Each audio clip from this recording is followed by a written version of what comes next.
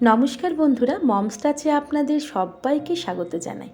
মকর সংক্রান্তির দিন আমরা কিন্তু বাড়িতে কম বেশি পিঠে পায়েস বানিয়ে থাকি।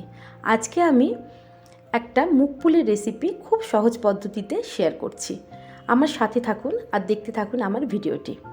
ভাজা মুগ পুলি করার জন্য দেখুন একটা মশলা তৈরি করতে হবে। এখানে 1 টিস্পুন জিরে, 1 টিস্পুন গোটা ধনে আর একটা শুকনো লঙ্কা আমি হালকা করে ভেজে নিচ্ছি। গ্যাসের ফ্লেমটা কিন্তু একদম লোতে করে ভাজতে হবে, তা নাহলে কিন্তু মশলাটা পুড়ে যাবে। এটা ভাজা হয়ে গেছে, আমি তুলে নিয়েছি। এটা ঠান্ডা করে এবার এটাকে মিক্সিতে দিয়ে পিষে নেব। দেখুন মশলাটা আমার তৈরি হয়ে গেছে। মুগ পুলি করার জন্য আমি মুগ ডাল নিয়ে নিয়েছি একটা কাপ। দেখুন এরকম কাপের 1.5 কাপ পরিমাণ আমি মুগ ডাল নিয়েছি। আপনারা কোনো বাটি দিয়েও পরিমাপ করে নিতে পারেন। গ্যাসের ফ্লেমটা একদম লোতে করে খুব ভালো করে ডালটা ভেজে নিতে হবে। মুগ ডালটা যখন সোনালি রং হয়ে আসবে, দেখুন এরকম যখন রংটা হবে, তখন আমি গ্যাসের ফ্লেমটা অফ করে খুব ভালো করে 2-3 বার ধুয়ে নেব। আমি ডালটা ধুয়ে নিয়েছি ভালো করে। একটা প্রেসার কুকারের মধ্যে ডালটা দিয়ে দিলাম।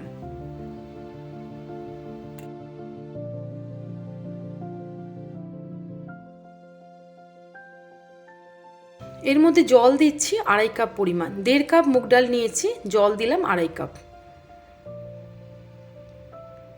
প্রেসার কুকারে ঢাকাটা বন্ধ করে দিচ্ছি।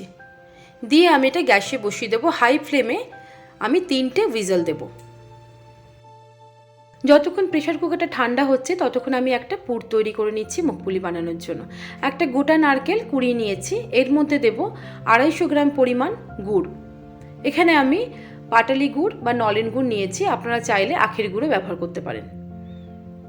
গ্যাসের ফ্লেমটা মিডিয়ামে রেখে খুব ভালো করে এই দুটোকে মিশিয়ে নেব।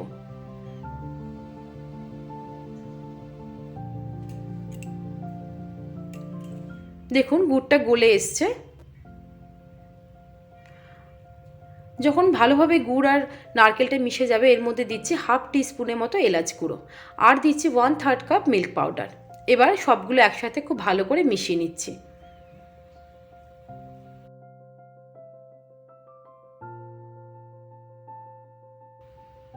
এই পুরটা আমার তৈরি হয়ে গেছে। এবার আমি গ্যাসের ফ্লেমটা অফ করে দেব। প্রেসার কুকারটা ঢাকাটা খুলে দেখাচ্ছি। দেখুন ঠান্ডা হয়ে গেছে। জলটা দেখুন এরকম পরিমাণ দিয়েছিলাম, 1 ফোঁটা কিন্তু জল নেই। ডালটা পুরো জলটাতে সেদ্ধ হয়ে গেছে। এইভাবেই ডালটা সেদ্ধ করবেন, জলের পরিমাণটা বুঝে দেবেন। একটা কড়াইতে আমি ঘি দিয়ে দিলাম 1 টেবিল স্পুন। এর মধ্যে দিচ্ছি 1 টুকরো আদা আর একটা কাঁচা লঙ্কা বাটা। হালকা ভেজে নিচ্ছি। এবার আমি সেদ্ধ করা ডালটা দিয়ে দেব।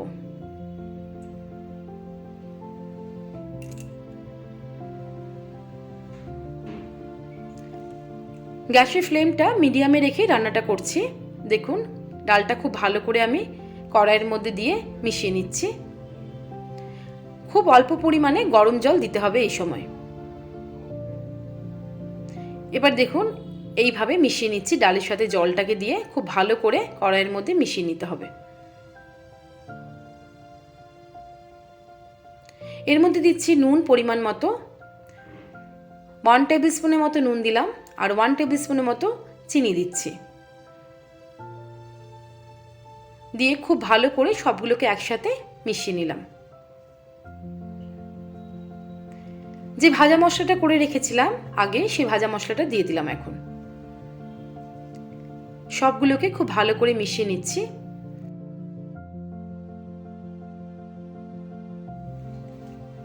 এবার এর মধ্যে আমি চালের গুঁড়ো মেশাবো। দেখুন যে কাপ দিয়ে আমি মেপেছিলাম মুগ ডালটা, সেই কাপের 1 কাপ পরিমাণ চালের গুঁড়ো আমি দিলাম। দিয়ে খুব ভালো করে দেখুন মিশিয়ে নিচ্ছি। গ্যাসের ফ্লেমটা এই সময় অফ করে দেবো। এটা যখন উষ্ণ উষ্ণ গরম থাকবে সেই সময় কিন্তু মাখতে হবে চালের গুঁড়োটা খুব ভালো করে মুগ ডালের সাথে। এখন আমি এটাকে রেখে দিলাম। কড়াই থেকে আমি ডোটা দেখুন একটা অন্য পাত্রে নিয়ে নিচ্ছি। এবার এই ডোটাকে খুব ভালো করে তৈরি করব। একটা স্মুথ ডো তৈরি করতে হবে। এই চাল আর মুগ ডালটাকে মেখে খুবই সাবধানে এই কাজটা করতে হবে। এখনো কিন্তু বেশ গরম আছে। খুব ভালো করে মেখে নিচ্ছি। একটা স্মুথ ডো তৈরি করব।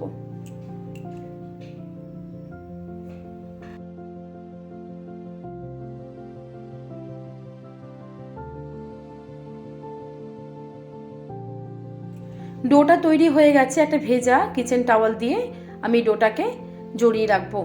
যখন আমি পিঠেগুলো বানাবো তখন এখান থেকে অল্প অল্প করে ডো নিয়ে পিঠেগুলো আমি তৈরি করব। এই কাজটা কিন্তু অবশ্যই করতে হবে।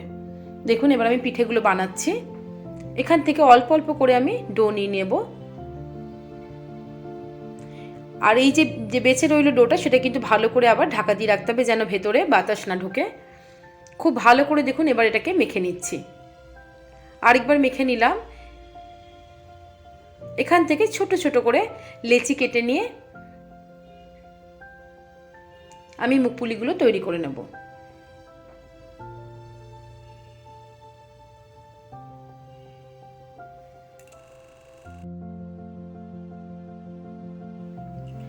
এবার লেচিটাকে দেখুন হাতের মধ্যে নিয়ে এরকম ঘুরিয়ে ঘুরিয়ে একটা ছোট্ট বাটির মতো তৈরি করলাম। এর মধ্যে এবারে নারকেলের পুরটা দিয়ে দেব। পরিমাণ মতো নারকেলের পুর দিলাম, দিয়ে খুব ভালো করে এবার এটাকে দুটো মুখ চেপে বন্ধ করে দিয়ে এরকম লম্বা দেখুন শেপে তৈরি করলাম। আপনাদের ইচ্ছে অনুযায়ী আপনারা শেপ দিতে পারেন, কিন্তু এরকম করে মুখপুলি করলে দেখতে খুব সুন্দর লাগে। এইভাবে দেখুন আমি একটা সুন্দর একটা পিঠে তৈরি করলাম।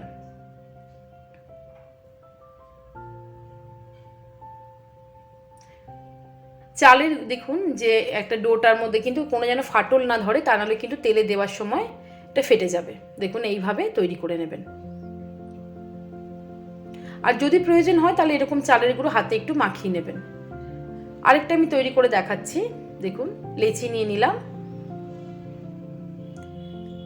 একটা বাটির মতো দেখুন তৈরি করছি। নারকেলের পুরটা দিয়ে এবারে দুটো দিক চেপে দেখুন মুখটা, বাটির মুখটা বন্ধ করে দিলাম। দিয়ে এবার সব দিক দেখুন স্মুথভাবে আটকে দিচ্ছি, দিয়ে একটা পিঠের আকারে আবার তৈরি করলাম। এইভাবে আমি পিঠেগুলো তৈরি করে নেব। শুধু লক্ষ্য রাখবেন কোনো জায়গায় যেন ফাটা না থাকে। ফাটা থাকলে কিন্তু তেলে ভাজার সময় পিঠের পুরটা বেরিয়ে যাবে।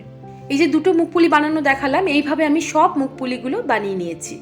দেখুন আমি কিচেন টাওয়াল দিয়ে এরকমভাবে ঢাকা দিয়ে রেখেছি। অবশ্যই কিন্তু ভেজা কিচেন টাওয়াল দিয়ে ঢাকা দিয়ে রাখবেন, নাহলে পিঠেগুলো ফেটে যেতে পারে। ওদিকে আমি কড়াইতে কিন্তু তেল বসিয়ে দিয়েছি গরম করতে, আর এই মুখপুলিগুলো সব বানিয়ে নিয়েছি। দেখুন এবার আমি তেলটা গরম হয়ে গেছে, একটা একটা করে মুখপুলি ছেড়ে দিচ্ছি। সবগুলো কিন্তু একসাথে দেব না, অল্প অল্প করে ভাজবো। গ্যাসের ফ্লেমটা প্রথমে হাইতে রাখবেন, তারপর মিডিয়ামে করে দেবেন। নিয়ে আস্তে আস্তে দেখুন এরকম আমি উল্টে পাল্টে নিচ্ছি। বেশ সোনালি রং হয়ে এলে আমি এবারে এই মুখপুলিগুলোকে তুলে নেব। একটা প্লেটে টিস্যু পেপার পেতে নিয়েছি, এবারে আমি এগুলোকে তুলে নিচ্ছি। এই একই পদ্ধতিতে আমি সব মুখপুলিগুলো ভেজে নেব। একবারে কিন্তু সব পিঠেগুলো দিয়ে দেবেন না, 4-5টা করে কিন্তু পিঠে ভাজবেন।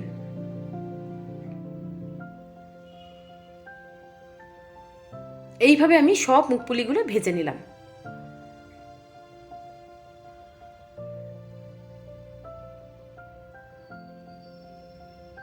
দেখুন কি সুন্দর দেখতে হয়েছে। সব মুখপুলিগুলো আমার ভাজা হয়ে গেছে। কত সুন্দর দেখুন মুখপুলিগুলো আমি সার্ভ করে দিয়েছি। দেখতেও যেমন সুন্দর, খেতে কিন্তু অতি সুস্বাদু এই ভাজা মুখপুলি। অবশ্যই কিন্তু বানাবেন বাড়িতে। আর কেমন হয়েছে আমাকে কমেন্ট করতে ভুলবেন না। আর আমার চ্যানেলটিকে সাবস্ক্রাইব করে অনুরোধ রইল আমার নতুন বন্ধুদের কাছে। পুরনো বন্ধুদের অসংখ্য ধন্যবাদ। তার সাথে নতুন বন্ধুদের জানাই অবশ্যই কিন্তু বেল আইকনটি প্রেস করবেন, তাহলে আমার নতুন নতুন রান্না আমি যাই আপলোড করব আপনাদের কাছে পৌঁছে যাবে। নমস্কার বন্ধুরা, সুস্থ থাকবেন, ভালো থাকবেন সকলে।